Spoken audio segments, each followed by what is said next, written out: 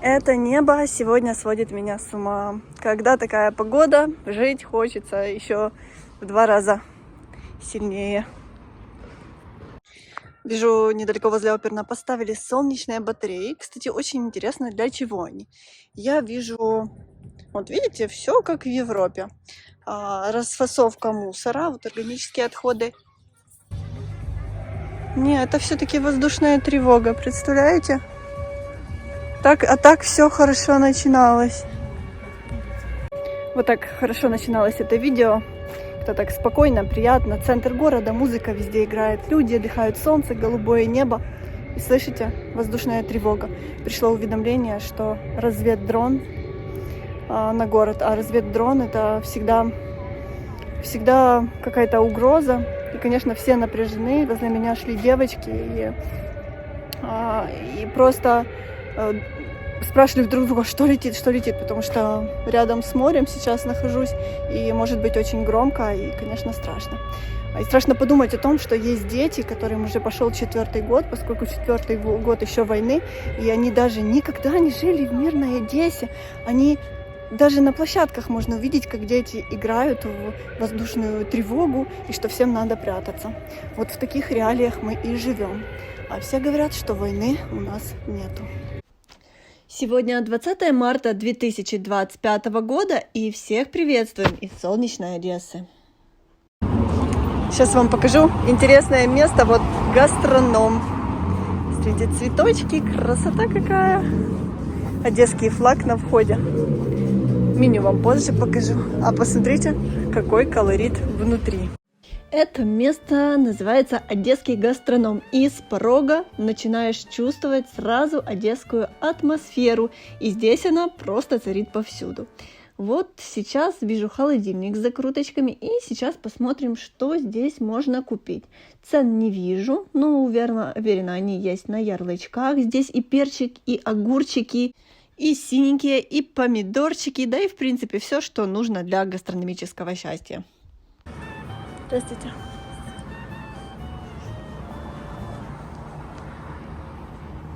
Самое главное, висят трусы. Знаете, в этом заведении такая атмосфера настоящего одесского двора где-нибудь на Молдаванке. Но есть и немного одесской роскоши. Посмотрите на стулья, зеркала и подсвечники. Вот так выглядит по-настоящему одесское место.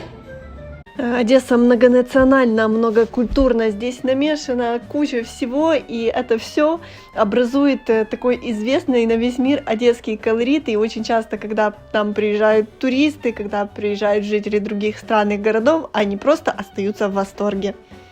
А сейчас с вами пройдемся по очень крутой винтовой лестнице. Мне сказали, что внизу там очень интересно, главное не бояться и спуститься. Сейчас пойдем и глянем, что же там такого есть. Здравствуйте.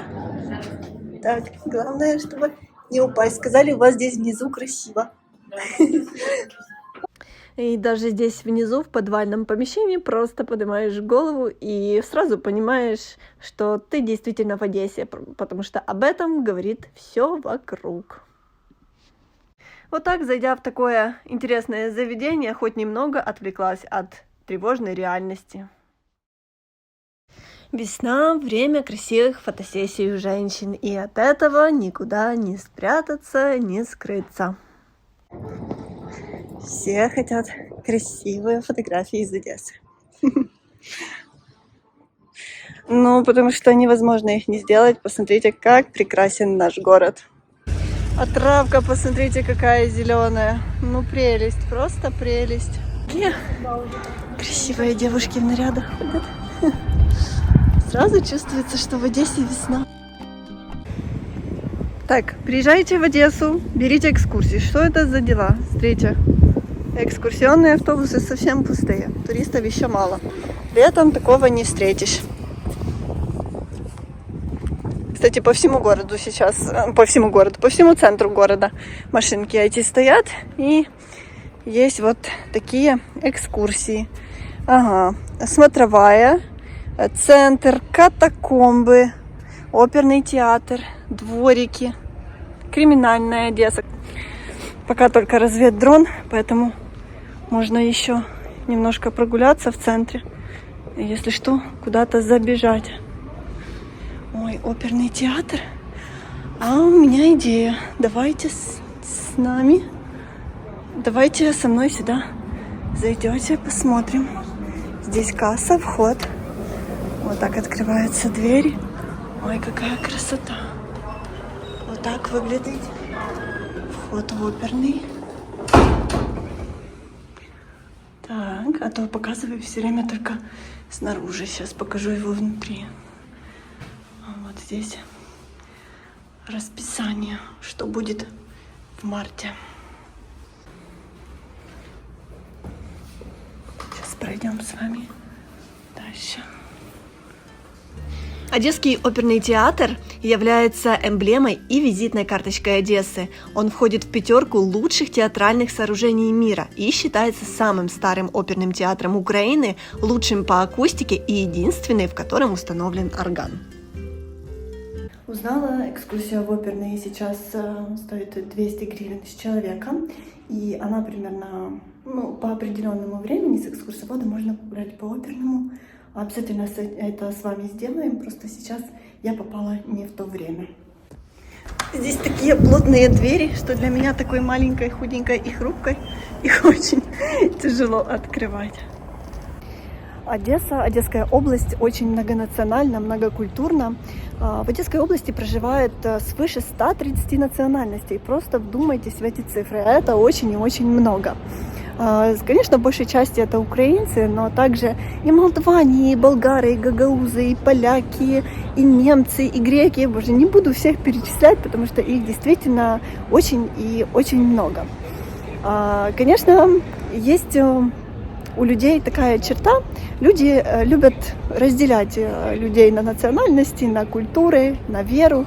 Мне кажется, это делать не совсем правильно. Потому что все мы разные, и я лично разделяю людей только на 2 категории. Это на хорошие, добрые люди и на плохие, злые, те, которые несут в себе негатив. Все остальное для меня не играет никакой роли. Посмотрите, на что я попала. Я попала на свадьбу. Прекрасная невеста, красавец-жених. Ну и, конечно, оперный — это именно то место, в котором очень часто делают свадебные фотосессии. Это знают все одесситы. Сейчас очень часто в социальных сетях можно встретить то, что люди жалуются на то, что когда они приезжают в Одессу, их начинают разделять на местных и нет, на коренных и некоренных одесситов, и говорят, что понаехала сюда, что много приезжих и так далее. Да, действительно, иногда такое существует, но, кстати, очень и очень редко. А вообще, знаете, я считаю, что неправильно делить людей на коренных одесситов и некоренных одесситов. Ведь в истории нашего города известны имена, которые сделали невероятно большой вклад в развитие Одессы, тем не являясь одесситами, а переехав в Одессу уже в достаточно сознательном возрасте. Поэтому, смотрите, считается, да, коренной одессит – это гордость, но приезжая в Одессу, люди из других регионов и из других стран выбирают Одессу своим городом для проживания, они делают вклад в развитие нашего города. Они тоже являются одесситами, потому что они покупают здесь недвижимость. В первую очередь они делают вклад в развитие Одессы. Они открывают здесь свой бизнес. Они создают рабочие места для людей. Они принимают активное участие в развитии Одессы. То есть люди уже на этом основании являются одесситами, потому что они развивают наш город. Одесса – 3-й город по величине в Украине. Город-миллионник, проживает больше 1 миллиона человек. И много одесситов сейчас действительно выехали за границу.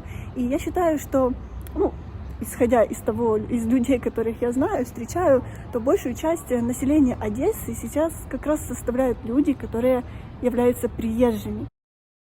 Но многих знаю, которые здесь покупают, как я уже сказала, недвижимость, открывают бизнес, работают, платят налоги, проживают. Они одесситы, они развивают наш город. Поэтому, ну, куда делить всех, приехали или не приехали, коренные или не коренные.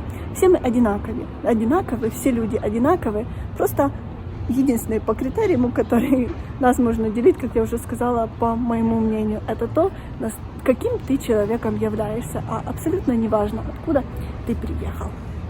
А знаете ли вы, что Голливудская аллея звезд есть не только в Голливуде, но и в Одессе, и посмотрите, какая она длинная.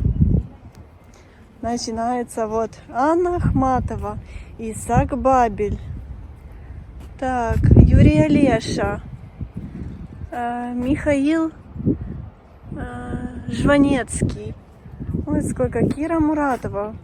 Вот смотрите, сколько здесь, я не буду всех читать, знаю, что здесь есть и Филатов, который очень много сделал для жителей города. И, кстати, не являлся одесситом. Есть здесь и люди, которые не были одесситами, но тем не менее вот, размещены на такой аллее славы. Поэтому делайте выводы. Потому что неважно, в каком поколении ты одессит, важно в первую очередь, что ты сделал для города и как помог его развитию. Быть невестой — это всегда очень и очень красиво. Класс! Какая прелесть! Знаете, свадебная фотосессия под воздушную тревогу. Ой, грустно, но факт остается фактом. К счастью, сигнал воздушной тревоги уже закончился, на город ничего не летело, и только все время приходится задумываться о том, как страшно сейчас жить, и никто не знает, что может произойти в любую минуту. Конечно, хочется уже какого-то спокойствия, и люди сейчас хотят только одного. Весна, лето, хочется жить, радоваться, чтобы дети да и взрослые, все мы жили в мире, чтобы все у нас было все хорошо. Только одного хотят люди, чтобы наконец-то можно было смотреть на голубое небо и верить, что оттуда ничего не прилетит и не будет никакой угрозы. В общем, желаю всем хорошего дня, хорошего настроения и до встречи в следующем видео. Пока-пока. Выходите греться на солнышко. Это очень и очень полезно сейчас.